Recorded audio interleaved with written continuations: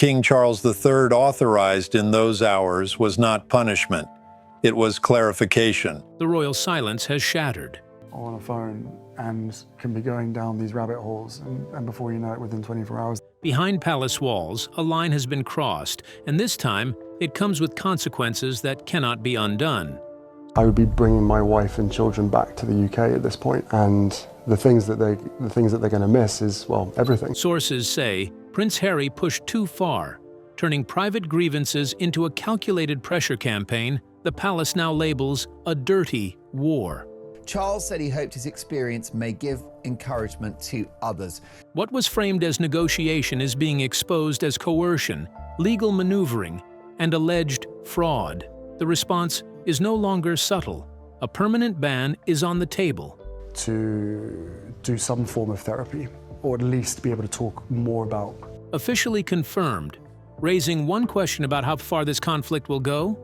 Prince Harry's bold move: reconciliation or coercion? What sounds like a plea for reconciliation is being interpreted inside the palace as something far more dangerous. According to explosive briefings, Prince Harry has quietly drawn a line in the sand.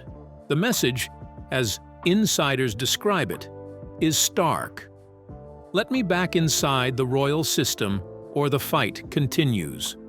To Harry, this is framed as maturity, even sacrifice. He has reportedly offered to halt his relentless legal battles against the British press. But there's a condition attached, and that condition changes everything. He wants his royal role restored. From Harry's point of view, this is an olive branch.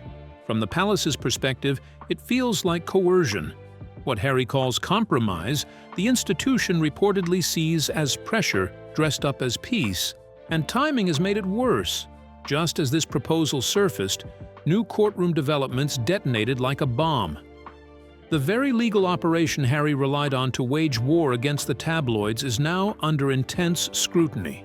Allegations tied to his camp include dishonesty, manipulation of evidence, and coordination with deeply questionable figures.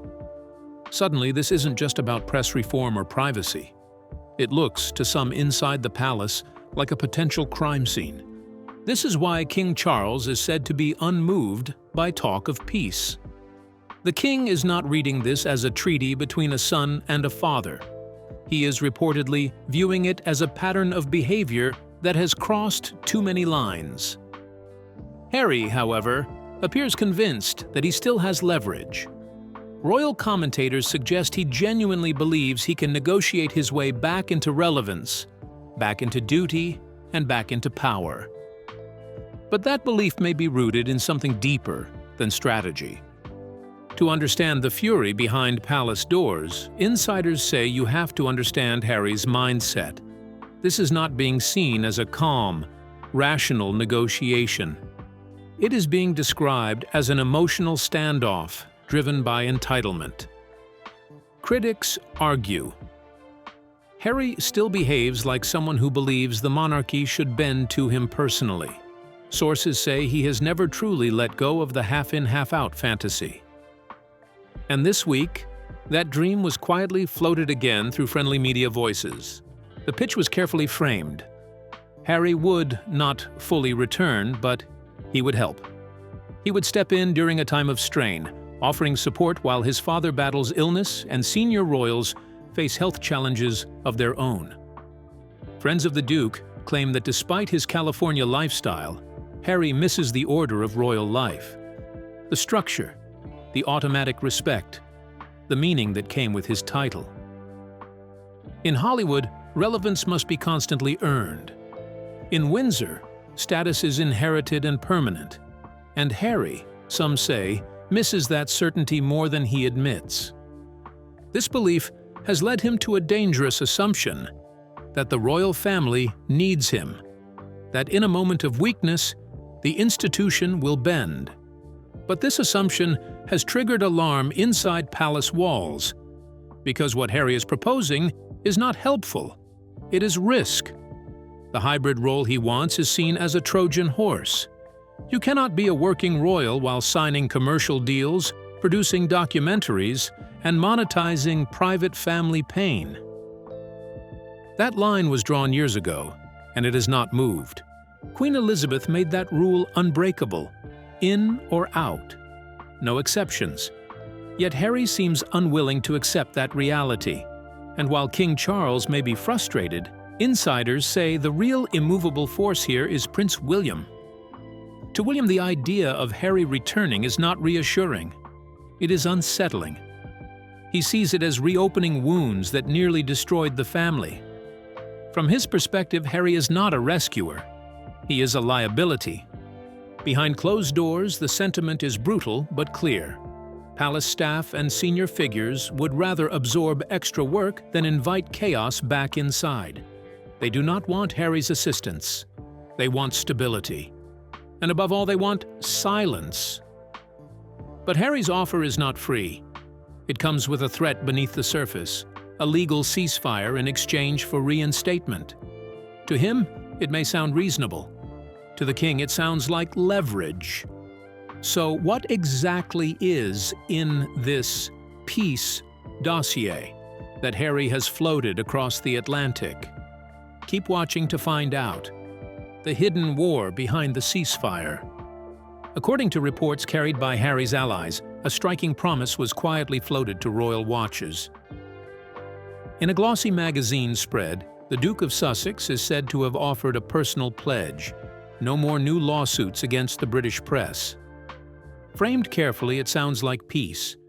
A son easing pressure. A man choosing calm over conflict. But when you look closer, the shape of the offer changes. This is not peace. It is leverage. Harry's message to the palace is simple once the soft words are stripped away. Restore my status. Restore my security. Restore my place. And in return, I will stop dragging the royal family through courtrooms and headlines.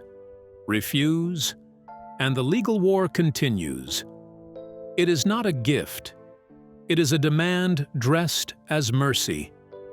For years, Harry's lawsuits have done more than challenge tabloids. Each case has pulled the monarchy into public view. Palace emails, private arrangements, internal discussions. Every legal filing forces the crown closer to the witness stand. Each hearing generates another wave of stories, another round of damage, another reminder of family division. Harry knows this. He also knows his father hates conflict. Harry is betting on exhaustion. He believes that by promising silence, he can push his father into compromise. That the king, worn down by illness, scandal, and pressure, will decide the cost of letting Harry back is cheaper than endless court battles. On paper, it looks clever. In reality, it collapses under scrutiny. The promise itself is hollow. Critics point out the obvious flaw. Harry has already sued nearly every major media group worth suing. There are few targets left. Promising not to start new lawsuits after burning through the old ones changes nothing. The fires are already out because there is nothing left to burn. The damage has been done. More revealing is what the pledge says about Harry's view of duty. Service to the crown has never been conditional. Royals serve because it is expected, not because it benefits them personally. Harry flips that idea on its head. His offer boils down to a bargain. I will behave if you reward me. By tying good behavior to personal gain, Harry exposes a deeper problem. He is not thinking like a royal. He is thinking like a contractor. Everything is transactional. Everything is negotiable. Duty becomes currency.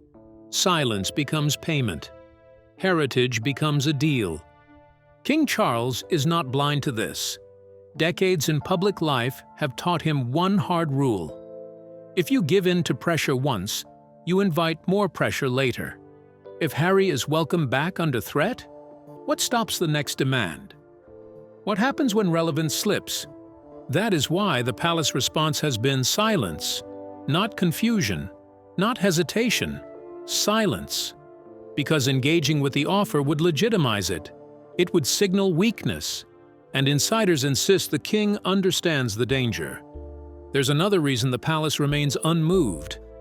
Harry's sudden desire for peace does not come from strength. It comes from fear. While he pressures his father, serious questions are forming around his own legal tactics. This is no longer about correcting the media. Legal analysts are beginning to describe his campaign as something darker. Harry claims he is fighting misinformation, but to fight it, he has allegedly aligned himself with figures whose reputations raise eyebrows. Methods once hidden are now being examined. Connections once ignored are being questioned. And the stain does not stop with him. It threatens the entire institution. Behind closed doors, advisors whisper that timing matters. Files move, statements harden, alliances crack. What once looked like a family dispute now feels procedural, strategic, and unforgiving, with consequences measured not in apologies, but in judgments, records, and public exposure. As scrutiny grows, focus quietly turns to William's legal troubles, issues he can't fight, and one chilling question remains. What hidden connection ties it all together? The answer will shock you. Royal Scandal Unveiled. The latest revelations from the High Court have sent shockwaves through royal circles. Prince Harry's own legal team, entrusted to defend a member of the monarchy, now faces explosive allegations of dishonesty, fraud, and conspiracy. These are not words typically linked to royalty. They belong in crime reports, not palace corridors. Sources claim the team may have gone beyond aggressive legal tactics into actions that border on criminal conduct, from forged documents to payments for fabricated witness statements. The most alarming case involves a key witness, Gavin Burrows, a private investigator meant to be Harry's star asset against the Daily Mail. But in an astonishing twist, Burrows has broken ranks. He now claims that a critical witness statement bearing his signature was forged and that he was pressured and intimidated to maintain silence.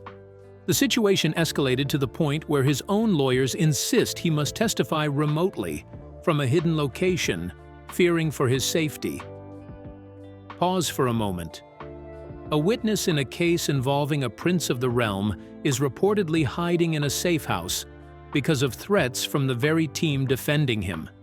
It's a stark reminder that in the battle for truth, power and privilege are no shield. And the contradictions don't stop there.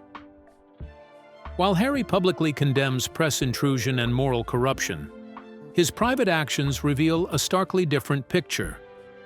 His team has reportedly engaged Graham Johnson, a convicted phone hacker and former journalist for the infamous News of the World. Johnson, a man with a criminal record for invading privacy, was placed on a monthly retainer of £5,000 plus expenses to dig up dirt on the press. The irony is crushing. The very crimes that Harry claims ruined his life are now being committed in his service. Reports also suggest Harry has collaborated with organizations like Bind Times, widely criticized for corruption and reputation-destroying tactics. Commentators have described the situation bluntly. Harry is in the mud with the pigs, trading royal dignity for a win at almost any cost. This, insiders say, is the dirty war that King Charles refuses to condone. The palace views it not as righteous advocacy, but as a moral slide. A prince who once symbolized integrity now entangled with known criminals in pursuit of legal victories. This stark contrast between Harry's actions and the ethos of the monarchy has become even more pronounced as the court date looms.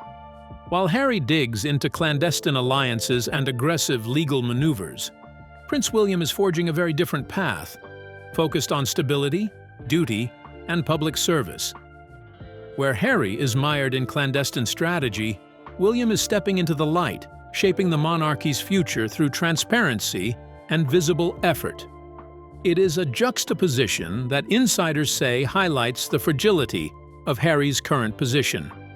Observers argue that Harry seems trapped in a mindset where victory justifies any means. He believes his legal war is necessary to protect himself and his family. But the optics are devastating. Paying criminals to fight the press while publicly decrying intrusion is a contradiction that even his staunchest allies struggle to defend. In essence, every move he makes, every alliance he forms, intensifies the tension between personal ambition and the expectations of royalty. To fully grasp the magnitude of Harry's predicament, it's essential to look beyond the shadowy courtrooms of London and consider the broader implications for the royal family. His legal battles are no longer contained. They have consequences for the family's image, for trust within the palace, and for the line of succession. The court documents, witness statements, and shadowy deals paint a picture of a prince waging a private war that increasingly isolates him from the institution he claims to serve. As Harry tangled the family in fraud and conspiracy claims, William and Kate quietly mastered the art of strategic contrast. What were they really up to? Stay tuned. How duty silences drama. They didn't make statements. They didn't hire a team of lawyers. They simply went about their work. The contrast between the two brothers could not have been more striking.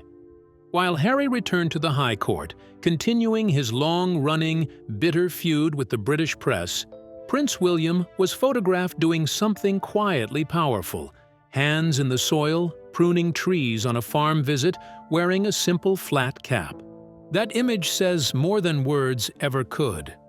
On one side, you have a prince consumed by his grievances, relying on legal maneuvers, media leaks, and phone hacks to fight a battle rooted in old wounds. On the other, you have the future king showing what true duty looks like, being present, serving others, focusing on real life, and shining a spotlight on communities often overlooked. William was busy grounding himself in reality. Harry was busy reliving grudges. And then there was Catherine, the Princess of Wales. If William brought focus and humility, Catherine brought effortless elegance and charm. She hosted a full-scale reception at Windsor Castle for the British women's rugby team, the Red Roses, celebrating their World Cup victory. The event alone would have made headlines, but it was her composure that captivated everyone. Observers noticed a small but powerful detail. She drove herself to the castle, stepped out in a sleek Alexander McQueen suit and stilettos, umbrella in hand, and walked inside with ease, a broad, genuine smile on her face. No drama, no theatrics, just grace, kindness, and calm authority. This is the Grey Rock method in action. For those unfamiliar, the Grey Rock strategy is a psychological technique used to neutralize drama seekers and narcissists. You become unreactive, uninteresting, a gray rock. You do not feed the chaos, you simply exist, solid and steady. William and Catherine have become that gray rock, or better yet, granite. They have flooded the royal space with calm, purpose-driven energy. They refuse to be distracted by Harry's latest courtroom battle. By engaging with farmers, communities, and champions like the Red Roses, they sent a quiet but unmistakable message. We are building, celebrating, and serving. You are entangled in conflict and controversy. The brilliance of this strategy is its simplicity. Harry thrives on attention. Conflict is his oxygen. Every legal battle, every media leak, every dramatic claim feeds his story of victimhood and injustice. But William and Catherine are indifferent. They do not react. They do not engage. Their calm renders Harry irrelevant. In public perception, they are the picture of stability, purpose, and continuity, while Harry and Meghan are increasingly sidelined, their influence shrinking with every unreturned provocation. Commentators have been blunt. Harry and Meghan, once central to royal headlines, are becoming footnotes. Harry's active royal career lasted barely 2 years before Meghan arrived, and even that window now feels like a minor blur. Their attempts to command attention or rewrite their place in history are fading against the backdrop of real work and grounded leadership. Indifference, it seems, is the ultimate punishment. The palace does not need to formally deny Harry's peace dossier or his legal threats. Silence is the denial. Action is the rebuttal. While Harry fights in courtrooms and headlines, hoping someone will notice, William and Catherine remain on the castle terraces, looking past him, steadfast and unshaken. Their focus on service, family, and duty outshines every lawsuit and every plea for attention. The contrast could not be clearer, and the stakes could not be higher. Every day, Harry clings to controversy. The royal family strengthens its quiet fortress of purpose, leaving him increasingly exposed, irrelevant, and vulnerable. And according to trusted expert analysis, Harry is on the brink of losing the lawsuit. Let's dive into the details and uncover how this could actually happen. Prince Harry's courtroom crisis. Inside the courtroom, Prince Harry is walking on a knife's edge. What began as a fierce battle against the British press is now turning against him, threatening to unravel everything he has fought for. The legal tactics, once meant to strike fear into tabloids, are backfiring, and the consequences could be far more devastating than a lost lawsuit. Sources say Harry entered this fight believing he held the sword of truth.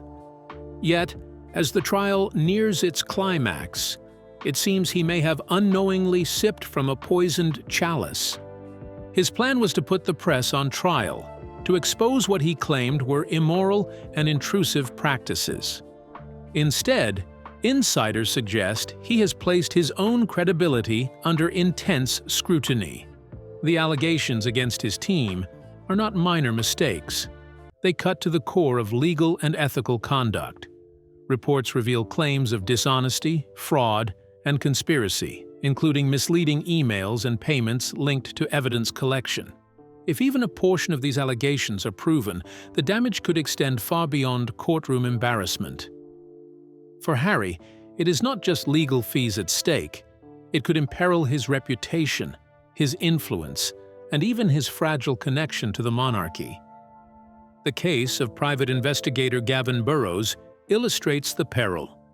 Once a key witness for Harry, Burrows now claims that a critical statement attributed to him was forged, that his signature was falsified, and that he faced pressure and intimidation from Harry's team.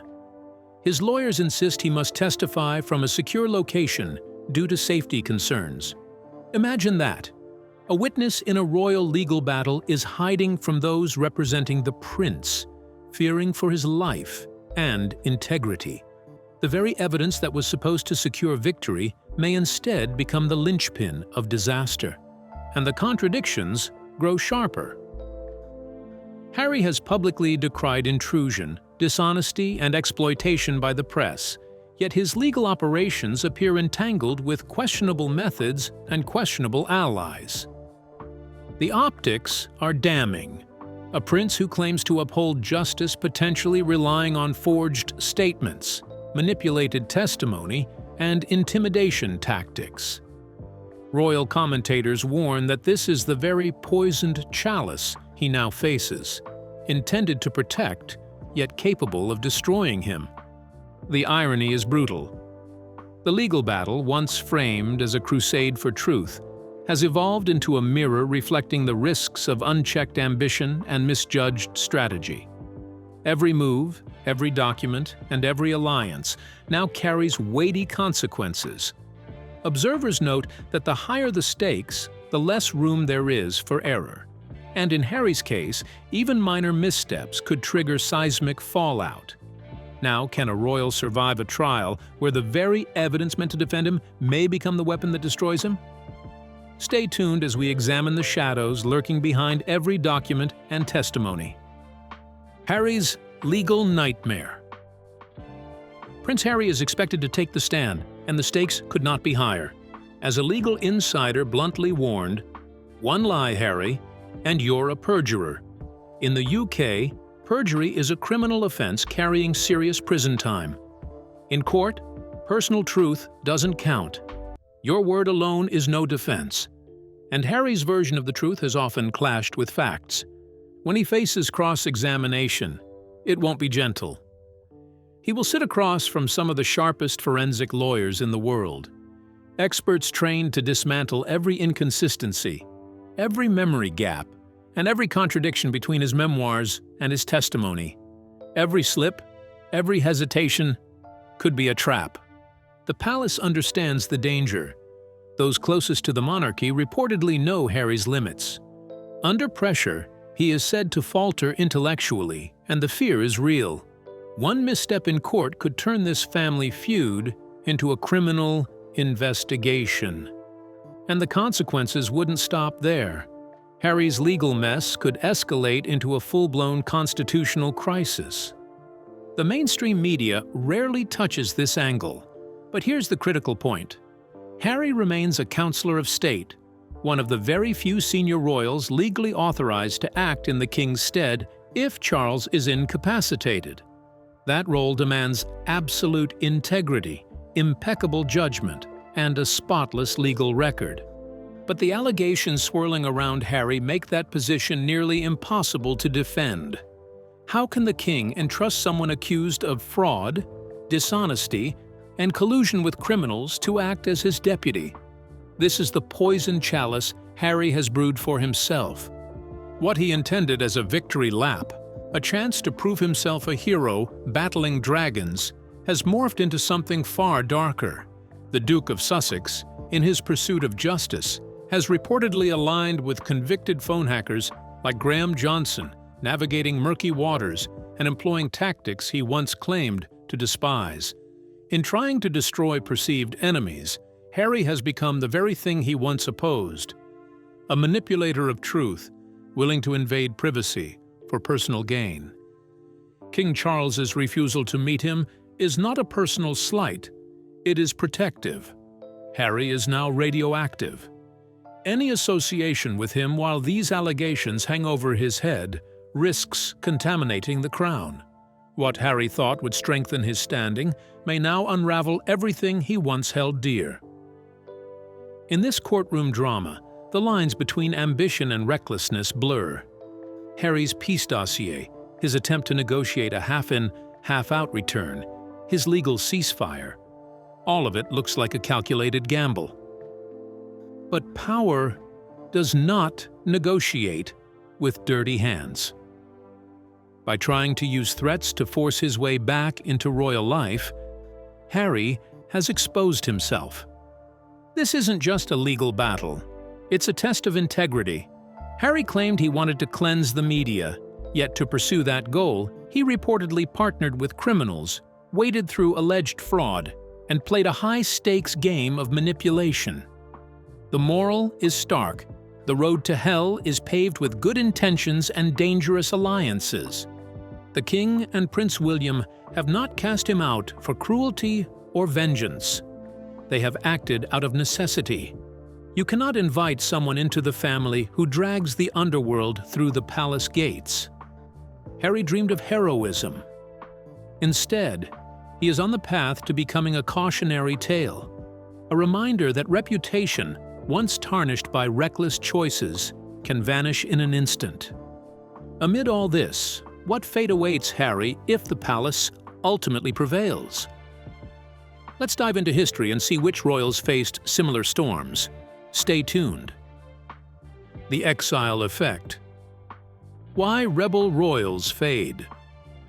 History offers a clear warning for royals who leave the institution only to turn against it from afar. The story rarely ends well. At first, it erupts in noise, interviews, lawsuits, bold statements, and media spectacles. But that initial storm almost always fades into isolation, dwindling influence, and eventual silence. Historians call this the exile effect, a quiet pattern that has claimed more royals than most people remember. Royal exile is hardly a modern phenomenon. In 1936, King Edward VIII gave up the throne to marry Wallis Simpson, believing he could live freely and remain relevant. At first, the world watched him closely. He gave interviews, weighed in on politics, and privately acted as though his importance endured. But the monarchy moved on without him. Invitations stopped, access vanished, and his voice grew weaker. By the end of his life, Edward was remembered mostly as a figure of history, famous, yet powerless. Even Princess Diana, often thought of as an exception, actually illustrates the rule. Though estranged and divorced, she never attacked the monarchy as an institution. Her criticism was personal, measured, and careful. That restraint protected her public sympathy and preserved her relevance. The exile effect punishes those who challenge the crown itself, not those who step away quietly. Other examples reinforce the pattern. Princess Margaret's former lover, Peter Townsend, tried to maintain influence abroad after scandal forced him out, but without royal endorsement, he quickly faded. The monarchy rarely hunts exiles. It simply endures while they erode. Prince Harry's situation, however, is historically more precarious. He didn't just leave, he attacked. He challenged the press, the palace, and the very system of inherited duty, framing the institution as morally corrupt while still seeking recognition. That combination, rebellion coupled with demand, has consistently proven fatal to long-term relevance. The exile effect moves in predictable stages. First comes noise, lawsuits, memoirs, documentaries, and constant headlines. Next comes resistance, silence from the palace, denied access, and institutional indifference. Then erosion sets in. Public fatigue, declining credibility, and diminished influence. Finally comes quiet disappearance. No fanfare, no dramatic showdown, just fading into the background. Today, Prince Harry seems to be entering that final stage. The palace doesn't reply. The king does not engage. Prince William remains publicly focused on duty and family. Royal schedules continue uninterrupted. The institution does not fight him, it simply outlasts him. History is clear. The monarchy survives not by arguing, but by refusing to play. Even royal blood cannot guarantee long-term relevance once the crown stops opening doors. Past royals who challenged the institution learned the hard way. Those doors, once closed, rarely open again. So should King Charles strip Harry of his remaining titles to shield the monarchy from these fraud allegations? We would love to hear your thoughts in the comments. Don't forget to like and subscribe.